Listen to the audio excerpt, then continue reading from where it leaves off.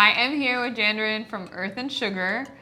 Tell us a little bit about Earth and Sugar because I'm gonna not do it justice. I shall try. Try, please try. We are a premier bakery located in Palm Beach, Florida, with an additional location in Miami, which we call a tasting room. We've been around for 10 years.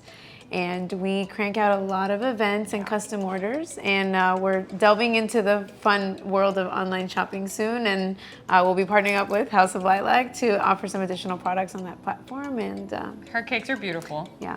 Your chocolate cake is my favorite cake ever. Oh, good. By the way. Mine is the banana. You like the banana? I like it because it has Nutella. Okay, could you imagine if you didn't like some of your flavors? You were like, yeah, this one isn't my favorite. No, I mean, all her stuff is so good. All her stuff is so good. I love my favorite is your chocolate. We're making a chocolate cake today. So I invited her over. We've known each other for a while. Yeah. And I asked her, I'm like, please come teach Flower Club how to bake a cake. So the idea behind this is obviously this is not overly complicated. This is something you can do at home. Yeah. If you're baking for your family or friends. So let's get to it. Yeah.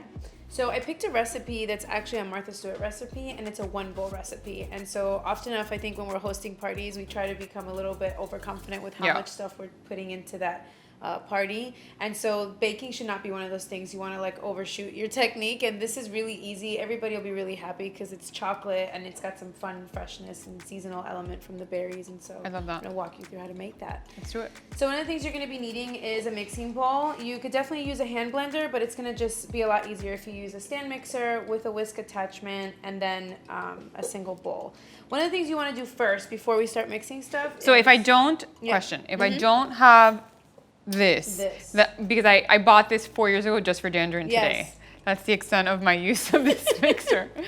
But if you don't have one, what you can use like a hand blender. Some people have like, is that like an immersion blender? No, an immersion blender is for food. For soups. You can use immersion blenders. We use them in the house for like, when you're softening chocolate or mousses and things like that. But what I would actually say is a hand blender is easier. You could definitely just use a good old whisk if you've got some serious or that.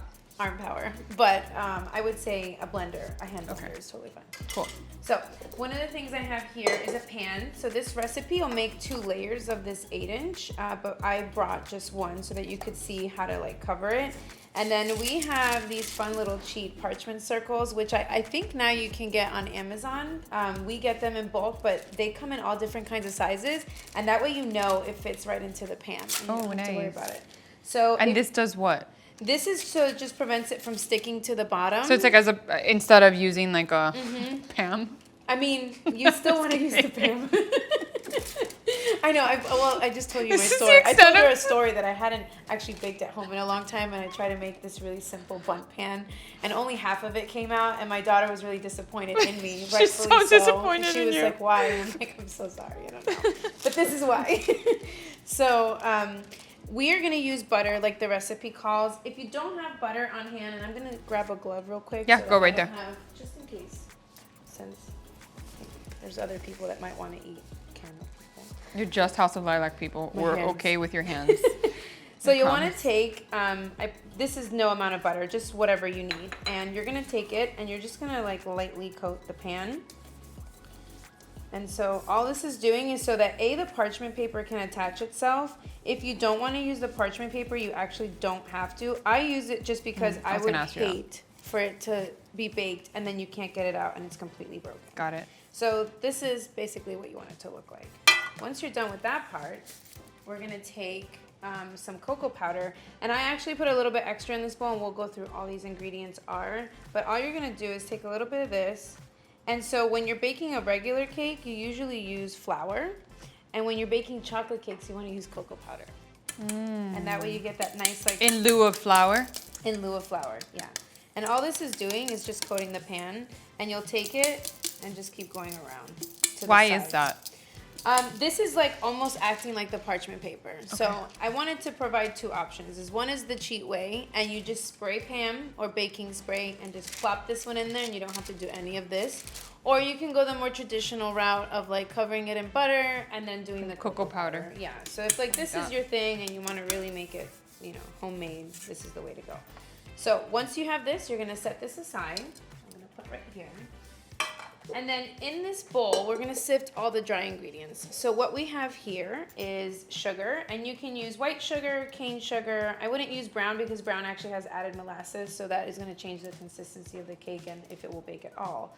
And then we have just some Dutch cocoa powder, no sugar added because in baking there's alkali, which is an acidity and it affects the way things bake. I know people are, this is so interesting, it's like science. Interesting. All-purpose flour. This is one thing I know with like moms, we like to use organic flours. Organic flours have a higher protein content, and so what ends up happening is that sometimes your cakes can actually bake up a little bit stiffer and the crumb is not as soft. So you just want to use some regular good old all-purpose flour, but you can definitely use organic. So just that, I was gonna say, this is like so precise. I think baking is so precise. It's not like cooking where like you really do have to get the right ingredients with the right, in the right amounts. Yeah, like sometimes we use cake flour and that makes like this really soft crumb, but it doesn't work with every type of ingredient. But this is like the simplest of recipes. Okay. I just always like to tell moms to err on the side of caution if they go and make like a different kind of cake, like what flour they're using. But all purpose. That's interesting, I didn't know that. Yeah, it does render different. And then we have buttermilk. You can use 2% light. It really doesn't matter. The more fat, the better. This is going to be warm water. And then here we just have 2 whole eggs that we've already pre-prepped. In this is oil and vanilla extract. I tend to like to put everything out first, and I mix it together because it doesn't make a difference if it's separate. And in this actual flour mixture, we already put the baking powder, the salt, and things like that. Because again, we're gonna dump it and sift it all together. So this is what in baking we call mise en place, which is everything in its place. A French word. Yeah, and it's used for baking and cooking. It just means everything is in its place. And that's what you want to have before you start baking. This is what I don't do. Because we forget things. Oh, I don't do this. Yeah, I've baked cakes where I forgot the baking powder. And then I'm like, what's happening? Yeah. Or I'm like a cupboard cooker. Like I pull and then I'm like, it's getting so hot. I've done everything. Like overflowed or it didn't come up and I'm like, what happened? And it's because I would forget certain things. It's so important not to. This is key. So we're going to sift all of these ingredients together. And there's no particular order. I'm going to start with flour because sugar... Why sift? So sometimes in the flour or the sugar mixture, there's like clumps and stuff like that in it. So you want to just get it really thin and fine. Mm-hmm. It also airs it out, meaning like it's just everything is going to be sifted nice and airy. And that's the baking powder, the salt, all that stuff will just go in there. Okay. And the reason we're not going to whisk it while it's in here is because the machine's going to do it for us. I love that you asked me if I had one of these at home, like a nice. She's like, "Do you have a nicer sifter?" I'm like, "This is like a commercial." No, sifter. I gave her a sifter this big. I'm like, "Is this a sifter?" It's been abused. But it looks very useful. So sifting is just this simple process. So I'm showing it lifted just so that you can kind of see what it's doing. And I'll show you this afterwards, and I'm just gonna get a little closer so I don't make like this big mess. Yes, this is cocoa powder, but it's fine. It's still going in the recipe. It's like a fume. Yeah. Cocoa powder is very light and soft. And then what ends up happening is if you want to like, depending on the size of your sifter, you can just use your fingers to run it through. But like this is basically why you sift. These little particles here are not going to break down, so you don't want to like put them in there. Got it. And then once we have this, you have this like beautiful sifted, soft flour mixture, right? So we're going to put this in the mixer here and just secure it to the base. Put this down and lock it in. And then you don't have to put it on high. I think this is probably like a 2. And all it's doing is actually just combining those ingredients so that they're all together. That you just sifted. Yeah, they're already sifted together, but we want to do this because we just don't know where things sit when you're sifting. So you let that do for probably like 10 seconds or so. I have a question about dry ingredients versus wet, because I know you're going to get to this. Why are you right now focusing on the dry ingredients? So it depends on the recipe. Hi! It depends on the recipe. This recipe calls that we mix the dry and we add the wet, and it's called a one bowl for a reason, is that everything is going to happen in one bowl. But sometimes people bake cakes where we would actually be blending the sugar and the butter together till it's like right, like I've seen that happen. And then we do dry, wet. It's all the recipe. So depending on what that recipe just depends on the consistency of the recipe. Yeah, okay. And they're all different. I always wondered that. This is, I know, because there's so many different steps. I think I've made like a blueberry bread loaf blueberry loaf. Okay. And it wanted me to do all the dry first, then add all the wet after. Yeah. So those recipes are really good if you're a home baker because they're easy. They're almost fail-proof. We put Loaf, everything yeah. together. Oh, yeah. I mean, I can do it, and it's so easy. Anytime you get into that other stuff, it's called the creaming method, and then some people prefer dry over wet, and all this other stuff. So it's like, this is the easiest thing, and it's fail-proof. So it doesn't matter when you're gonna add it and in what order. Got it. Because you've seen some recipes where they'll be like, you must add this in. And yeah, and it like scares Red Velvet me. Gets a little tricky because So it really just depends on the recipe. Just the recipe. So find the ones that are easy that have good reviews if you're looking online. So this is already mixed, and I actually tend to like to add the water first. And on the recipe link that you'll get with this. I'll share it. Yeah, it'll tell you like buttermilk and eggs, but I actually like to mix the water. And the reason for that is because buttermilk is a lot thicker. And so this water will grab to all the dry ingredients first, and then we'll be able to add the buttermilk. It's like, it makes it a little smoother. Yeah. And I like it when interesting. Yeah, see now you see like it starts really blending together. And then we're gonna add in the eggs. This is literally like the easiest recipe. This is so easy. And it's super consistent. You can even bake this the day before and wrap it in plastic, freeze the layer of cake. The next day you can decorate it and do everything else. And that's it. So once you've already had all the ingredients put in, it's pretty much mixed together. But the one thing we forget to do when we're baking at home is to just stop the machine for a second. I think I totally forgot my spatula. I have a spatula. Have one. So what you'll want to do is, I don't want to pull this off because it's gonna drip, but you want to take your spatula and you have to sort of go down the sides of the bowl in this motion where you're just scraping it all the way to the bottom. Right. Because all that sugar and flour that we had in there first is just sitting down there. So once you do that, That looks good. yeah, and it's really super easy. I'm gonna put this here. Just gonna bring this back down. And now I'm gonna raise it to 3, and I wouldn't ever go higher than that when you're baking cakes, because then you overmix it, and that's not good. And you don't want to overmix. No, because it just makes it drier. It'll be okay for like a couple hours, but just makes it a heavier cake base. Interesting. Yeah, and that's pretty much it. That's it. Now we're gonna pour it in the pan. It's so I'm so excited to see what you're gonna do with these berries. Yeah, they're so pretty. I just wanted to pick something fun that I think everybody could I decorate love a berry with. cake, yeah. Yeah, and it's fresh. So sometimes when you do rich stuff, you want to add some lightness. So we're going to bring back the pan we have here. It's a nice way to add like seasonality. Like Yeah. fruit seasonality to like baked. I love to do like figs and pistachio. I love that. And that could work on the chocolate cake too. You could even do peaches and some fresh cream. I love that. It all works with this. Passion fruit is like the most amazing thing to mix with chocolate. Really? It's the most dreamy like combination. Passion fruit. So if you went to like your local grocery store, they have frozen passion fruit packets. Let it defrost, and you can actually mix it into frosting, or even like God, a that melted sounds white delicious. chocolate, and then you could pour that on this, and it's like amazing. Wow. Yeah. So we're gonna pour this in here. It's almost like such an easy base.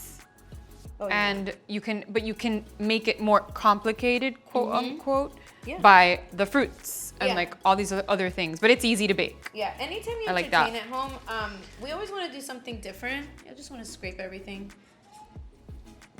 Anytime you bake at home, it's almost like you're always trying to like change it up for your guests. But one of the things about baking is that people will have a cake like this and they'll be like, I just love her chocolate cake. And that's what they want to come back for. So just change up the toppings. You can even do like lavender on this, lavender white chocolate, which is a ganache, Yum. or like lavender buttercream.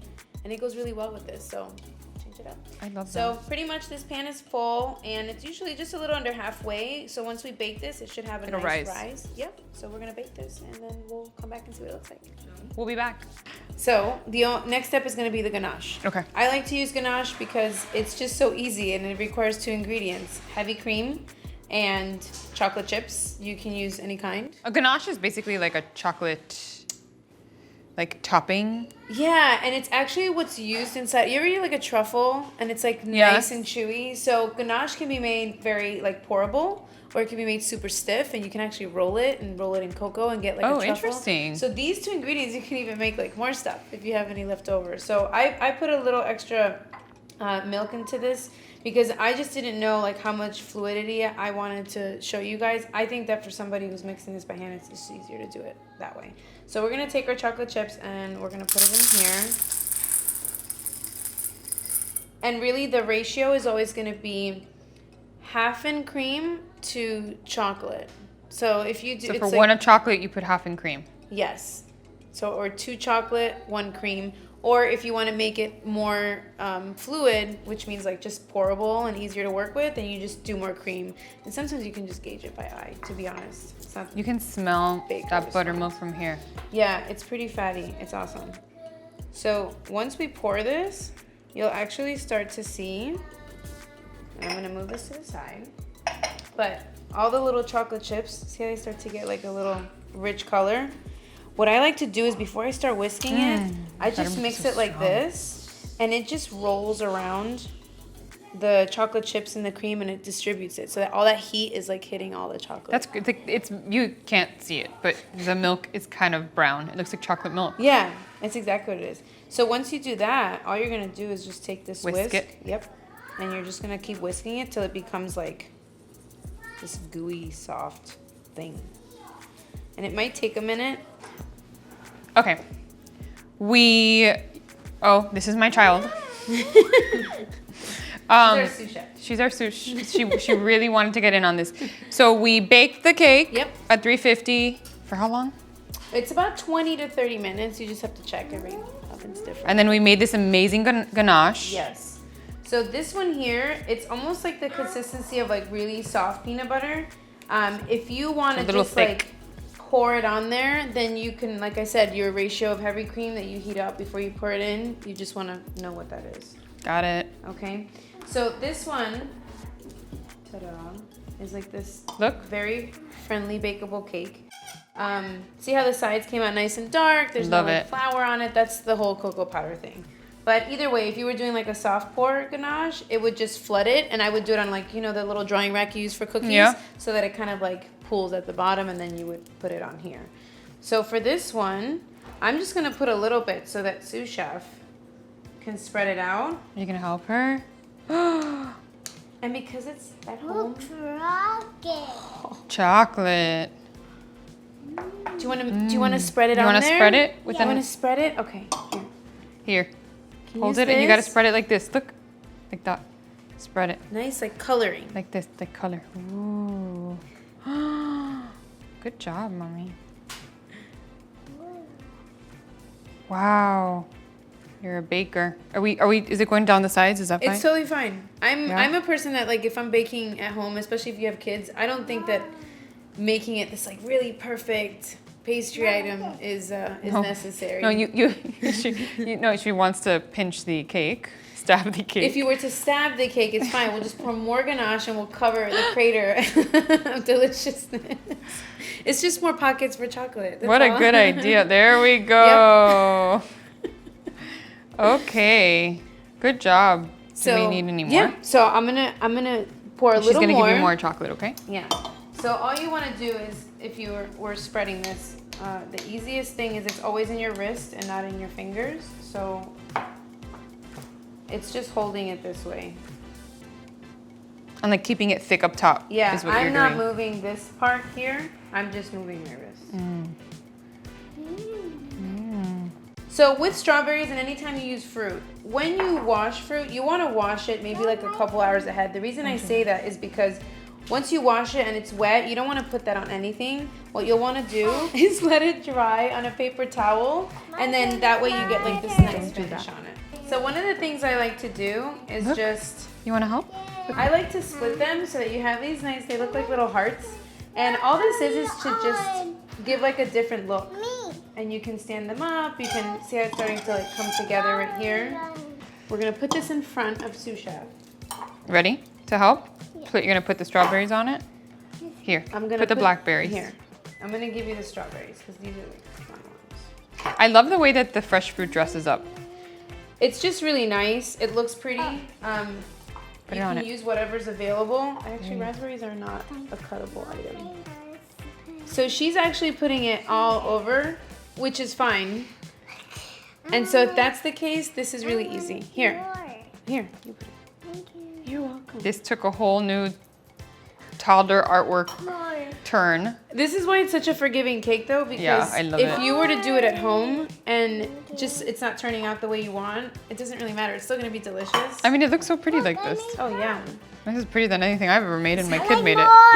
Sometimes you can even add like blackberries. herbs, like little tiny bits of mint. I love that. Sprinkle it on there. Like sprigs of it.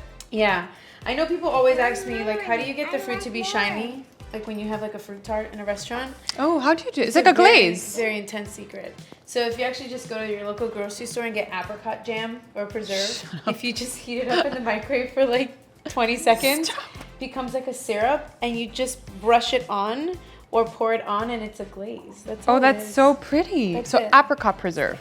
Uncomplicated solution to What everyone thinks is the most complicated they're thing like, in the world this is is amazing. yeah. And there are pastry chefs and you know there are different methods of glazing, but like that is just the easiest.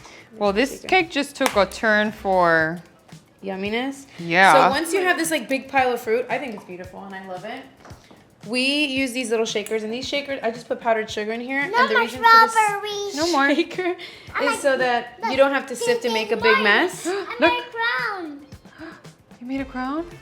And if Oh, you just want to get like that, Me. you want to do some? Okay, you do some. Nice and easy. Tap, tap. Oh God, where's it going? And so you can do the apricot glaze, you can do this, and that's really it. It's That's it. done. All done. So, I would serve this as it is. I wouldn't even do anything extra on the side. I think this is nice. This looks delicious. Yeah, it's really yummy. And we have like a whole extra pile of chocolate and strawberries that we're just reserving for later. There's back so here. much cake. But there can never be enough cake. So That's it. That's it. Yeah. We're done. Thank you. Yeah. Enjoy. So now you know how to make a cake at home. Not Betty Crocker without Betty Crocker ingredients. Which I Yeah. think is the most important. Oh, yeah. So easy. It's time to end Yeah, it. it's fine. It's just gonna melt and we can add some more. It's really fail proof. I love it. Thank you. You're welcome. Thank you. Thank you. Thank you, chef.